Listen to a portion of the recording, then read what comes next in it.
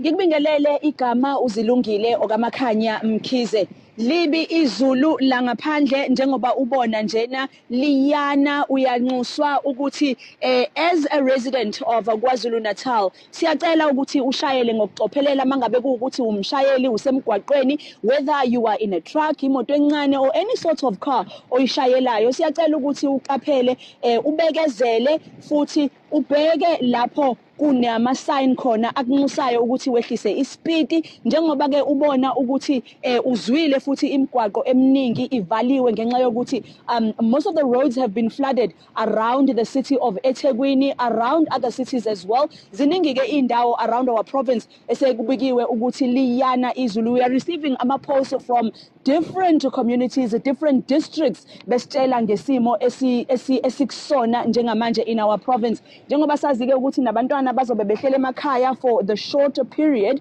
abazoyivala kuleli sonto. Siyacela nje ukuthi kube kukhulu ukucaphelela okuzoba khona in the homes as well as emphakathini. Also remember ukuthi ke if you are living ezindaweni ezisemkhosheni, if you are living endaweni owaziyo ukuthi uhlala ngaphesheya komfula and kuyenzeka ukuthi kugcwale ibhlorho lelo enilwelayo mengabe niya ekhaya, siyacela ukuthi ningaluweli mengabe kuukuthi seli flooded and you can no longer see indawo la ujwayele ukuthi uhambe khona. Makuukuthi ke nakhele indawo ezisemkhosheni, nakhona siyazi ukuthi amanzi ayanyuka emfuleni agcineke engadala umonakalo ongagugula umuzi, konakale izinto eziningi. Keep in mind ukuthi mengabe unama documents abalulekile, siyacela ngalesi sikhathi semvula ekanjena, make sure ukuthi uwabeke endaweni lapho ezophepha khona, preferably uwafake kwi-container ezokwazi ukuthi ke ingabi namanzi engaba mhlawumbe kuplastic.